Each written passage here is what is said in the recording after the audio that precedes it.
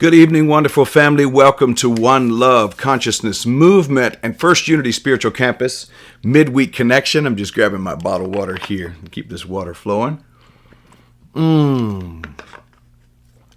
Keep yourself hydrated, y'all. It's gotten hot, hasn't it? It's gotten mighty warm. We welcome you into our Midweek Connection. As always, it's great to be with you. Catch the middle of the week here. Get over what is termed in the United States Hump Day, and get over this hump and on moving toward the weekend. We share on Sundays, and then we share Tuesday, Wednesday, Thursday, early morning meditations, and then of course evening meditations from First Unity Spiritual Campus on Wednesdays at 6 p.m. And those have been virtual lately instead of being in person, but we're going to be getting in person here pretty soon. A lot of work still being done at our new location. Super excited about all of that. Excited about what's happening in the world in general. Definitely excited about what's happening in our world as we continue to grow and glow and flow with the pure presence. We continue to expand our consciousness so that we are not just saying words about expanding and becoming more awakened, more enlightened, more connected to the Christ consciousness that is within us, more connected to that pure essence of the divine that is within us, not just saying the words, but actually putting into action and practice those things. As we've said before, practice may not make perfect, but it certainly makes permanent, or seems to make more permanent in the minds and in the brains of human beings. And so what we practice becomes a habit, and what becomes our habit ultimately builds our habitat. And so we want to always be concentrating on practicing higher ways of thinking. I believe there's a spiritual solution for every single problem. Even when we go through frustrations and challenges, and all of us do, sometimes we get tired. Lately, I have experienced what it is to be tired, or emotionally, physically, going through a transition such as we've gone through. Sometimes we get tired, get a little fatigued because of what's happening in the world of politics and government and inflation and all of the things that are taking place around the world.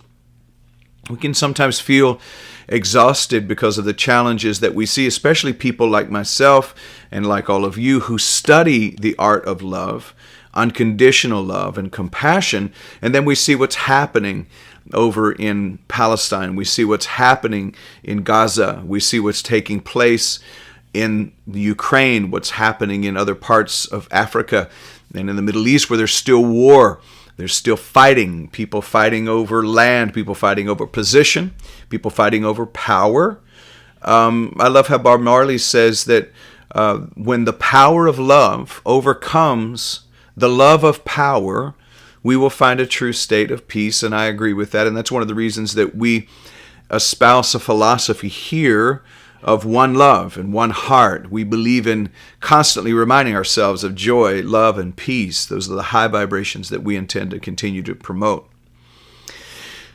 I have noticed over this last year, especially during the spring, and with what's happening in regards to one of the candidates for president being on trial, the solar eclipse that took place back in April, all of the things that continue to happen with the moon, with the planets, with the stars, talking about this hurricane season here in Florida being one that could become pretty volatile.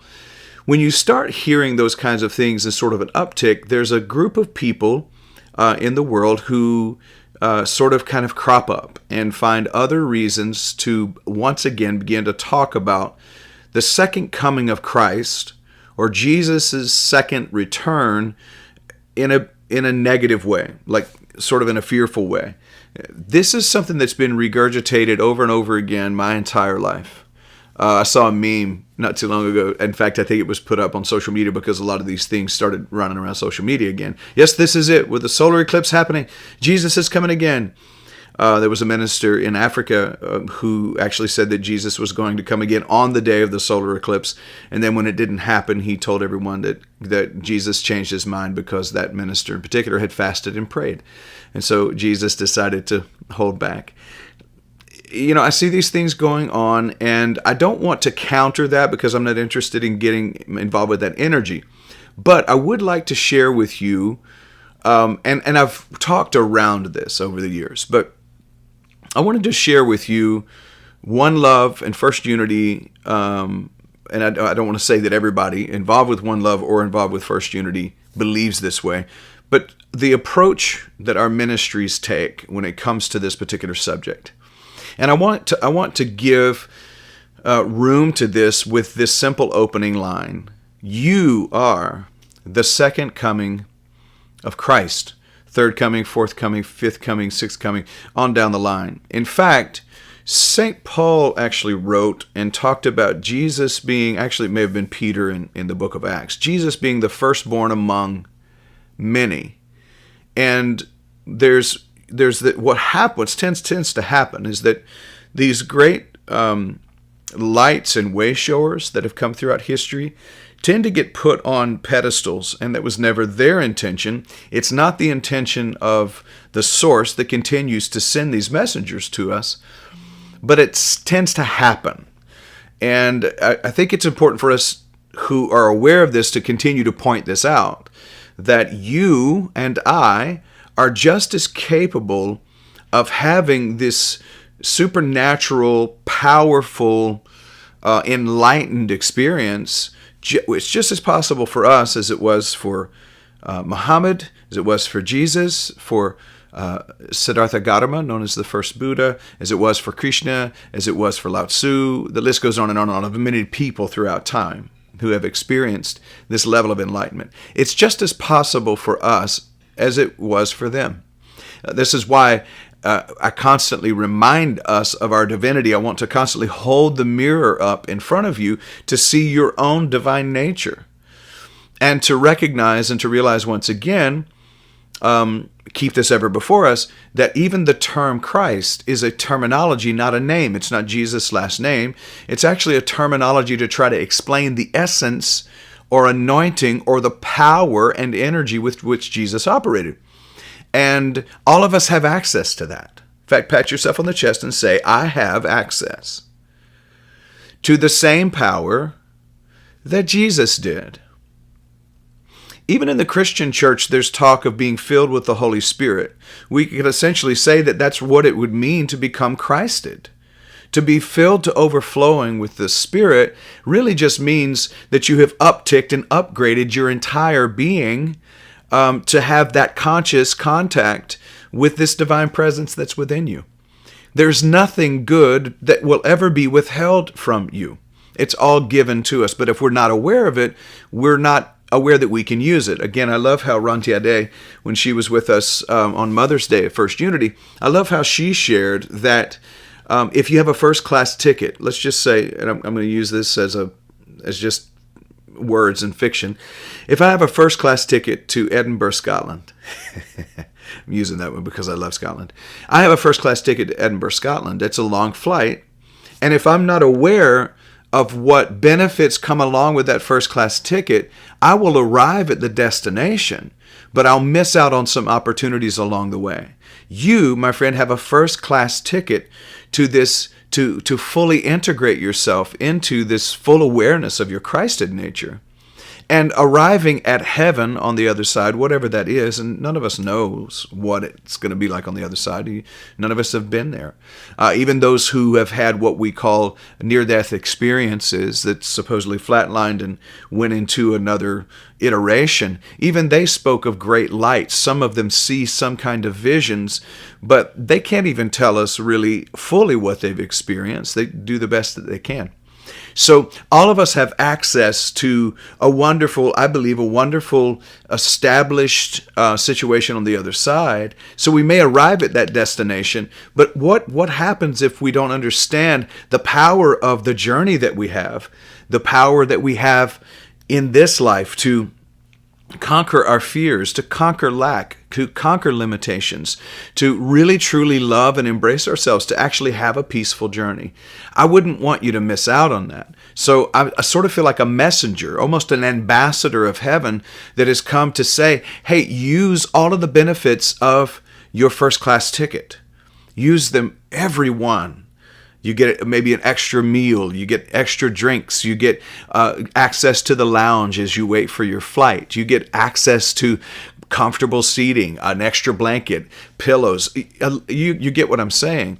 And I want to share that this evening when I'm talking about the subject, you are the second coming of Christ. And so I wrote it this way. Have you ever thought that maybe we've been tricked into waiting around for Jesus to come back when really the pure presence Jesus operated in is already inside of us? And maybe this is what it means in the Gospels, where it talks about that light, or the light that shines in darkness, and men, human beings, comprehended it not. It's not that the light's not shining, because the light is shining. It's ready to shine even into the shadow spaces of your life. But the comprehension may be the issue. Again, why Jesus said, be born again so that you can see. Your eyes can be opened to the kingdom of God that he had already told all of them was within. So turning within is what's the most important thing. But have you ever thought that maybe the message of look for Jesus is actually a trick, and that we should, instead of trying to look outside of us, we should allow that light to shine within us? The pure presence that Jesus operated in is the same presence that is within you. This is why even in the unity movement, where it is said that Jesus is the way shower, I love that terminology really the best. That Jesus is the way shower, but he's not showing you to a way that you can't access and utilize. He's actually doing the opposite. He's pointing you in the direction of all that's possible. But if you're not aware of it, if you don't allow yourself to be enlightened, to become filled with, saturated with the Holy Presence, what tends to happen is that we don't take advantage of all of these benefits. This is why I want to remind us all of the time that love is who I am, gratitude is my attitude, abundance is my nature, and well-being is my birthright. Some of the benefits of having an enlightened spirit is being able to access the energy that makes it possible for you to receive all of the beauty that life has to offer you, so that you can begin to truly live in a state of perpetual abundance, in a state of perpetual peace, in a state of perpetual joy and love, and live a life in that, live your best life now. So often we have been taught to either wait for Jesus to return in bodily form, or wait until we go to heaven to actually enjoy life. This is just a life is just to be survived. I'm just a pilgrim passing through, and when this life is over and I'm no longer tempted by the devil, I'll have heaven. Well, it sounds like hell to me. But if you'll put your faith in what is possible instead of these ideas that keep us on a lower level, keep us essentially tricked and duped, waiting around for the Jesus person to show back up. If we'll access the same presence and power that Jesus operated with, we can access all of the benefits that Jesus himself walked with. What if I told you, and many of you already do this, but I wanted this to go on record. What if I told you to stop looking outside of you for salvation? The word salvation in Greek is the word sozo, and it means to be rescued, to be delivered, to be given freedom. And what if I told you to not look outside of you to any religion or religious figure or even sacred figure for your salvation, but instead look within you for that divine spark? And check this out. A spark only becomes a flame when you give it breath of life. A spark can be fanned into a flame, but you need to be willing to breathe into it the breath of life. I'm reminded of the Genesis story here, where it says that God created humankind out of the dust of the ground, but it was just a shell until God breathed life into that dust, that dirt shell, and it became a living soul. You have within you the spark of the divine. Are you fanning it into flame? If you're not fanning it into flame, then you're not giving it all of the potential that it has. This is what I believe it means when it talks about us stirring up the gift that's within us. Stir it up Stir up that gift. Stir up that living sozo, salvation. Rescue yourself and deliver yourself from, give yourself freedom from the limitations that have been put on us, not only by the limited conditions that are put on us by the people who really, they say they love us, and they do. They love us, but many have learned to live out of fear instead of out of faith. Not just the limitations from them, but the limitations from government, the limitations from religion, the limitations from society. Remove yourself from the chaos of competition and comparison and move yourself into a high level of freedom by expanding through the salvation that's frankly within you. That sozoing that is happening on a regular basis. So look within you for that divine spark and then fan it into flame. If you've ever tried to start a campfire, if you get a spark going, then you have to give it a little breath. It's almost like CPR. Christ presenting resurrection power, or Christ's power resurrects CPR. Christ's essence power resurrects us, or it reinvigorates us, or gives you that extra push and causes that expansion within you. It's pretty wild to think about the idea that the very beingness that I am yearning for, that I'm eagerly awaiting, I'm looking forward to or desiring, I can make conscious contact within. So I wrote it this way. It's pretty wild to think about. The very being you are yearning for is also eagerly awaiting your recognition and conscious contact. St. Paul again says, this same presence that raised up Christ from the dead dwells within you and is waiting for you to make contact with it.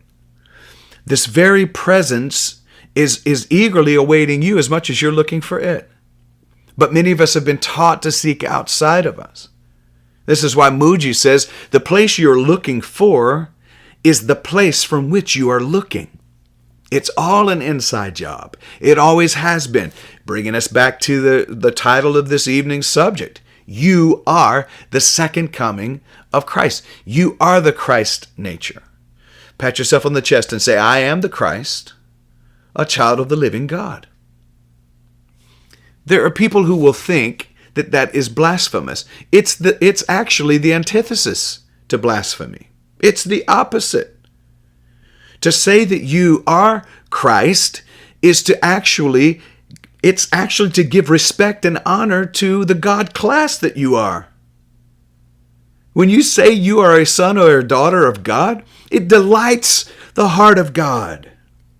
If my children tell other people I'm their daddy and they do it with pride, they do it with courage and confidence, I love that. How much more do you think the Father, Mother, God loves that when God's children, us, do the same thing? Even, again, I'm quoting St. Paul a lot this evening. I feel St. Paul's like in the room. Even St. Paul said to copy or to imitate God as dear children. You have that essence stamped on your DNA. You are the second coming of Christ already. So remember this, the place you are looking for is the place from which you are looking. It's an inside job. So lastly, instead of waiting around for some kind of future event, in other words, here's the question, why stand you here gazing? Why do you stand here looking up? Oh, I know. It says look up for your redemption draweth nigh, but when it's saying look up, it's asking you to go into the upper room. The upper room is your mind. Go into the upper room and wait for the promise of God to descend into your upper room, because when your mind shifts, so will you. You'll talk a different talk. That's what it means to speak in other tongues. You'll begin to raise the dead and work miracles. You'll begin to move mountains. You'll begin to shift your whole life when you go into the upper room and you wait for the promise of the source. And you'll shift your whole being. And this is the second coming of the Christ nature that is waiting, just waiting to unfold as you. So don't stand here gazing up into a literal sky. Instead, go into the clouds, split the eastern sky, split the clouds within your own mind, and allow that light to shine in and allow that connection, that conscious contact. This is what I believe it's talking about when it's talking about heaven and earth reconnecting. This is what I believe is happening, is that we're in the process of bringing the heaven and the earth together. When you bring your mind, your body, and your material beingness in conscious contact with the Spirit, this is what happens. You reconnect heaven and earth, and you end up in a Garden of Eden all over again, as it was intended. Because the alienation is not real. The alienation is in our own minds and mindsets. The moment we are rescued, sozoed, saved, delivered from this lower than small or playing at small mindset, the moment we're delivered from that is the moment we are translated into the beings of powerful light that we already have the capability of being. Instead of standing gazing into the skies, we should focus on recognizing and connecting with the Christ that's already alive and well inside of us. Remember, this whole time as we've been chatting, I'm aware that many of you already have this as a belief system maybe for your life. But I want to remind us constantly to be coming back into contact with this as a truth. That Christ is not a person. Christ is not Jesus' last name. Christ doesn't belong to Christianity. Christ in you is your hope of glory, and when you step into your Christedness, you will begin to diminish the crisis that you've been in, the identity crisis. You'll shift out of that, and you will start to carry within. Well, you already carry it within you, but you'll actually fan into flame that spark of divinity that's within you, the DNA of God that's within you. You'll begin to operate as a spiritual being, having a temporary human experience and expression. But you'll begin to impress on the world through the expression of Christ. Love, joy, and peace, and all of the fruits of the Spirit. Patience, kindness, meekness, humility, grace, all of these things will begin to flow from your life. So, in summation for this evening, number one, consider the idea that waiting for Jesus to return is really a deception and a distraction. Jesus doesn't need to come back. Jesus did his part. He asked before he left that they would recognize their oneness and start to do their part. He said, man, I've been the light of the world.